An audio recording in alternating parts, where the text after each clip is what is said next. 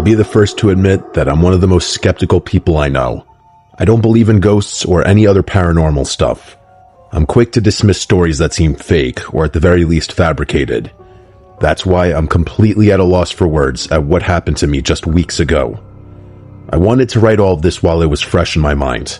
I can't explain what happened to me, and to be honest, I'm still terrified. I thought to myself, maybe if I write what happened to me and share it with the internet, maybe someone out there can explain what happened. Well, hopefully somebody out there can explain. My friend Steve and his wife were going out of town for the weekend for their anniversary.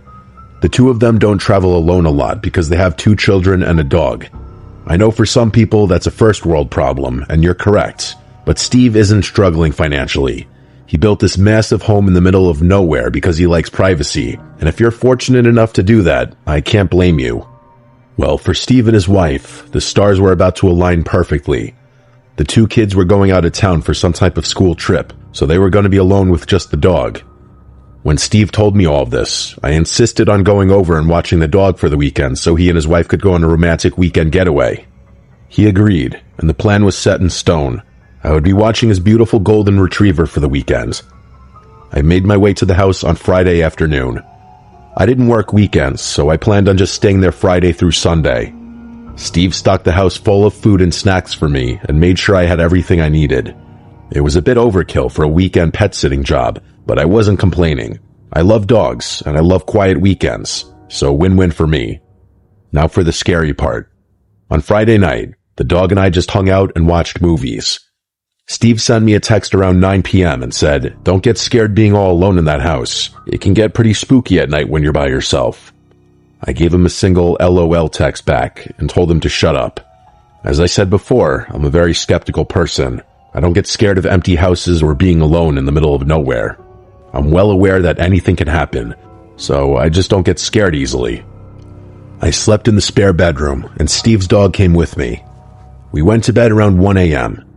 At 3:21 in the morning, I woke up to the sound of the dog barking downstairs. It was that loud and vicious barking. I won't lie, that actually did scare me. But more of the surprise scare, not that scared out of my skin kind of scare. I made my way downstairs, and the entire time, the dog never stopped barking.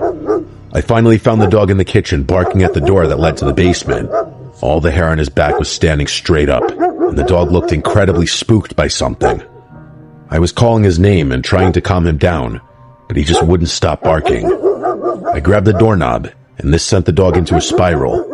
He was now running back and forth barking and just going insane.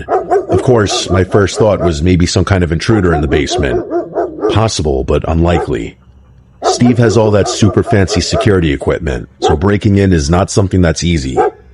I grabbed a big knife from the kitchen and opened the door. The dog ran to the doorway but didn't go down into the basement. He just stood at the frame and growled, his hair still sticking straight up. I turned the light on and descended the stairs. I started yelling a bunch of stuff, pretending to be a lot tougher than I am, but I heard or saw nothing down there. I tried calling the dog down into the basement, but he wasn't moving. I even went as far as to look all around the basement to give my mind some peace. It's a finished basement, so I looked in closets in every corner, behind furniture, and even in the bathroom that's down there. No intruder and no evil ghosts. The only thing I did notice was how unreasonably cold it was down there. I know it's a basement, but I've been down there a million times, and it's not that cold. Even in the dead of winter, it's never that cold. At the end of the day, a cold basement is no reason to freak out and run away. I spent the rest of the night in the living room. It took a while, but the dog finally calmed down, and we both fell asleep again. The next day, the dog was completely fine. We played outside for a while, and I just spent most of the day listening to music and watching movies. I went down in the basement at one point during the day, and the temperature was completely normal. It felt like the rest of the house. I didn't really spend much time giving it thought, and just went about the rest of the day. That night, I decided to stay on the couch, just in case the dog had another basement door incident. I wanted to stay up later, but I ended up falling asleep while watching a movie. Once again, at almost the exact same time, I woke up to the dog throwing a fit and barking like the house was on fire or something. I stormed into the kitchen, and again, I tried getting the dog to stop barking, but he wouldn't listen for the second night in a row. But this night was different. I didn't think it was possible, but the dog was even more erratic that night than he was on the previous night. I knew nothing was down there, so I told him repeatedly that it was okay. It was like I wasn't even there. When I grabbed the doorknob this time, instead of continuing to bark, he started to cry and whimper. It was the strangest thing. I let go of the knob, and when I tried to console the dog, he started barking again. I was annoyed and confused. One last time, I grabbed the knob and went downstairs. Again, the dog started to cry and still wouldn't follow me into the basement. This time was different. It was still cold down there, just like the previous night, but this time it stunk so badly.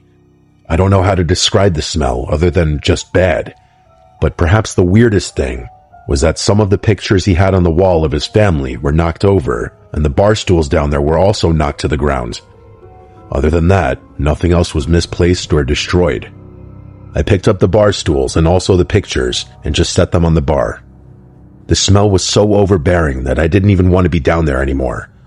I went back upstairs, and for the first 30 minutes or so, the dog continued to bark, and I tried to figure out what could be the reason for the smell. When the dog finally calmed down, I gave him a treat and we both fell asleep. When I woke up in the morning, I went into the basement to try to get to the bottom of the smell, but the smell was gone, not even a lingering odor. Also, the dog followed me down, and he was happy as can be. For 2 nights, that dog refused to come into the basement with me, but today, he went down there without a care in the world. I was completely stumped. I had no clue what had happened the previous 2 nights. Steve got home around 1 in the morning, and as you may expect, his dog was jumping for joy. His wife took the dog outside, and I started catching up with Steve for a bit. He asked how everything was, and I told him that, for the most part, everything was great. He gave me a confused look when I said for the most part, so I explained in detail what happened over the weekend. I totally expected him to laugh and assume I was playing a joke on him, but he didn't laugh. He didn't even smile. He just stood there. He finally looked down and told me that, occasionally, when the dog was a puppy, he would have these barking fits and just go crazy barking at that door. Apparently, he hadn't done it in years, so Steve forgot about it. They never knew the reason, but then one night, he just stopped doing it. I could tell Steve was freaked out, a lot more freaked out than I was. We talked about it for a little longer, but ultimately, I kept telling Steve not to worry, and it's probably nothing. It's been 2 weeks, and I have not been able to stop thinking about it. Steve told me that since they've been home, the dog has been completely normal and has had no basement door episodes. I've tried looking into it myself, but I haven't found anything that could logically explain what happened. Just when I think I may have found something that sort of explains what happened, once I add everything up, it doesn't make sense. So what's the deal? Can someone out there explain to me why that dog was acting this way? What was the smell, and where did it come from? I need help, people. I'm losing sleep, and I don't even live in that house. I just want some sort of answer.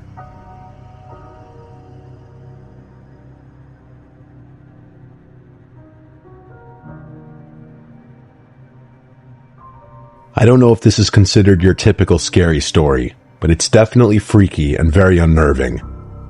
The more time that's gone by, the scarier it becomes for me. I'd love to share it and see what people think. It was a few years ago now. I had just broken up with my boyfriend and moved into this cute little apartment. It was an entire apartment complex. The complex itself was beautiful, quiet, and elegant. I quickly made friends with neighbors and several of the other tenants. It was just a nice and friendly little community. A few months into my lease, I thought I heard the sound of running coming from the hallway one night when I was getting ready for bed. I looked out the peephole of the door, but didn't see anything. There weren't any kids in my building, so I couldn't imagine who would be running at that hour. But strange things happen, so I didn't question. The next few nights, I heard the sound again. I didn't get up and look because it just didn't seem that important to me at the time. It's worth noting that my apartment is on the ground level, and my windows face a beautiful courtyard. The door to the apartment is still inside the building, and you need a key to get into the building. It took a little while to get used to the windows being at ground level at first, because if you wanted to, you could come right up to my bedroom window. I will say that I wasn't worried about anybody in this community doing that. I'm just stating that it was something on my mind when I first moved in. However, that information is about to become relevant, because one night, I woke up to what sounded like giggling outside my bedroom window. It was weird for sure, but I just figured some kids were acting stupid and hanging out too close to my window. I tapped the window glass and made a loud shushing noise. The giggling stopped for just a second, and then a faint tapping sound could be heard on the other side of the glass. It freaked me out, but I wasn't about to let some kids have that satisfaction over me. Once I composed myself, I grabbed the curtain and whipped it open. There was nobody there. I was looking at the quiet night courtyard and nothing more. Even if some kids were out there, I have no idea where they would have gone that fast. I closed the curtain and shrugged it off. I wasn't about to let some kids ruin my sleep. This weird giggling outside my window continued for a few nights. I just learned to ignore it. I have young nieces and nephews, and usually when I ignore their stupid pranks, they stop doing whatever they're doing. That was my plan with these giggling kids. I assumed that if I just stopped acknowledging them, they would stop trying to mess with me, and unless they gave me a reason to report them, I wasn't going to bother the apartment complex manager with this. I think it was 2 days later while I was at work that I received an email from the complex manager. She seemed short in the email. She asked if I could stop at the main office when I got home from work. She had to show me something, and she claimed it was urgent. I told her I could stop by after work. I remember all day long being stressed about it. I was worried my rent money didn't clear or something like that. When I showed up, she told me to lock the door. She started talking quietly, almost in a whisper. This one guy who works in the security office came in and sat next to me. The manager told me that while the security guard was monitoring some footage, he came across this. She showed me security camera footage of the hallway where my apartment is located. Around 2 a.m, 2 small hooded figures approached my door. They looked about the size of children who were maybe around 10 or 12. They were just standing there in the grainy footage. It looked like they were standing about an inch away from the door. The scariest part of this was that when she fast-forwarded the footage, they didn't move at all. It was nearly 10 minutes of them just standing extremely close to my apartment door. Before they finally walked away, one of the small figures reached for the doorknob and tried opening the door. You can clearly see them jostling the door a few times, but it doesn't open. After the 10 minutes in the video, they skip away from the sight of the camera. I was finally freaked out. Whoever these kids were, they were targeting me for some reason. I told the security officer and the manager about the window incident, but when they looked back at the footage, they found nothing. We still called the police and gave them a statement. They said if anything else happens, give them a call, but at that point, there really was nothing they could do. The security officer attempted to see if they could find out where the kids skipped off to when they left my apartment door, but it's almost like they vanished. They couldn't find them on any other camera on the entire complex. The next night, I decided to stay awake. I was going to catch these kids one way or another. But that night, there was nothing. No giggles and no sounds from the hall. It was about a week later, and I heard something coming from the hall. It was about 1:30 in the morning. I muted the TV and listened intently. I heard the sound of my doorknob rattling around. It was happening. The kids were back at my door. I ran over nervously and yelled for them to get away. I could hear a child laughing, and then another soft child voice whisper, I didn't say anything. I looked through the peephole and just saw 2 small figures with their heads down. The voice whispered again, Please let us in. We're home now, please. That last please that the child said almost sounded desperate. I didn't care. I yelled that their mother doesn't live here anymore and that I was going to call the cops. Both kids started to giggle. Then the doorknob started to shake again. One of the kids started throwing their body into the door, but it wouldn't budge. I stood there holding the door for a minute. I didn't hear laughing anymore, and the doorknob wasn't shaking. When I looked one last time, nobody was out there. I was still too afraid to open the door, just in case they were just outside of my view. I called the police, and the cops were quick to assume it was just local kids playing a prank on me. I didn't argue with that, because it seemed like the most logical explanation. I finished with my statement, and that was that. A few days later, I ran into the apartment manager in the parking lot. She pulled me aside and asked if I had experienced anything since that last time.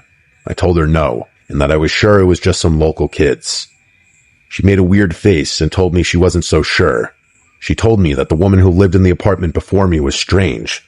She didn't give me a whole bunch of information for privacy reasons, but she was fairly confident that something horrible happened with that woman's children. She didn't elaborate or give any details. She didn't even give me the name. She just implied that something horrible happened and left it at that. She said that she had already said too much and she didn't want to get into trouble for sharing personal information. She told me to be careful and just keep locking my doors. I'll never forget her walking away saying, "This wasn't a prank." To my knowledge, I don't think those kids ever visited my apartment again while I was there.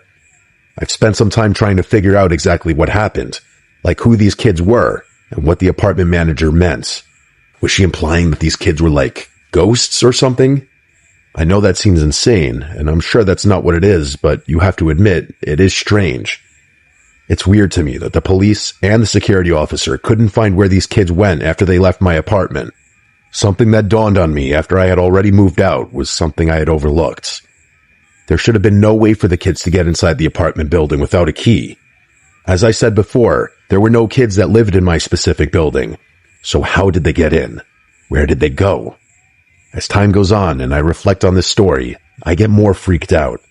It's amazing to me that I wasn't more scared in the moment.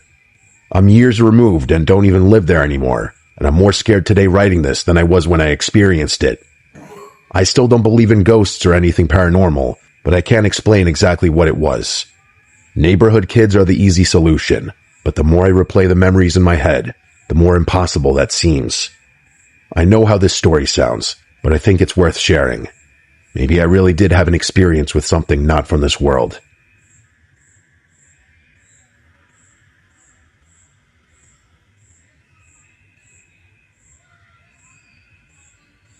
This story I'm about to share happened to me around 10 years ago.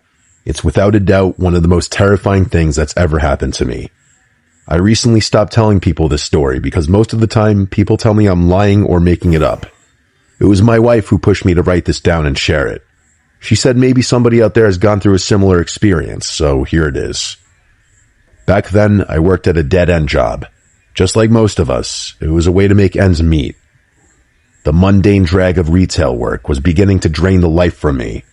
One afternoon, when I was leaving work, I noticed something neon pink hanging from my car door handle.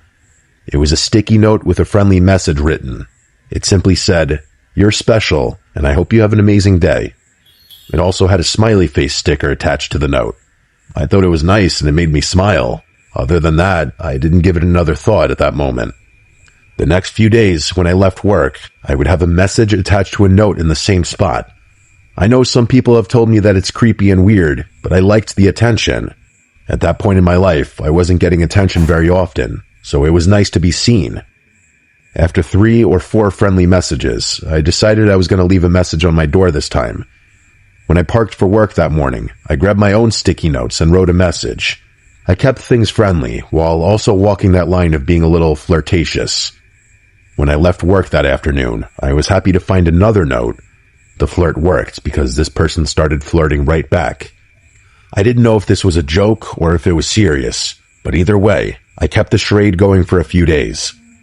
The shift before I had a day off, I left a note saying something along the lines of, "Don't miss me too much on my day off." When I left work, I had a sticky note that just had a sad face drawn on it. This is where I thought the game would end for good. Somebody was having fun with me, I gave in, and now that I was going to be off, I figured it would just fizzle out. I couldn't have been more wrong. When I woke up the next day, I did some stuff around the house. It was late morning when I went outside for the first time. I noticed something neon pink on the car door again. I couldn't believe my eyes. I tentatively approached the note. It said, "You look cute when you're sleeping." This scared me. After a little while, I concluded that someone was messing with me. It clearly was someone I worked with who knew where I lived. It was the only thing that made sense to me. I crumpled the note up and threw it away. When I returned to work, the notes continued for a few days. They started friendly, but by the 3rd day of my not responding anymore, they started to get mean. The friendly messages were now saying things like, "You better answer me," and "Remember, I know where you live." I thought about calling the police, but I was still so sure that it was somebody I knew messing with me. I decided to leave a note the next morning. I wrote a message saying to leave me alone, or I would call the police. I didn't really have plans to call the police, but if it were really somebody I knew, I thought that this would be when they finally came forward, or at least stopped with the notes. When I left work that afternoon, I noticed that my note was gone, and for the first time in a while, I had no new notes on my door. I felt relieved. I still wanted to know who it was, but if the note stopped, I was happy. That night, I woke up at some point in the middle of the night because I thought I heard something. Ever since the note outside, I was on edge. I sat in bed for a minute, just sitting silently, trying to listen. Then I heard something again. It sounded a little like shuffling, but it was hard to tell if it was just the house making noises or if it was something more alarming. I assumed I was just hearing things, but I wasn't taking any chances. I grabbed a baseball bat and made my way down the long hallway from my bedroom to the open living room. Every step I took, I started thinking the worst. If a person were standing in my house, I don't think I would have been able to hit them with the bat I was holding. I just am not that type of person. I made it to the end of the hallway and just stopped.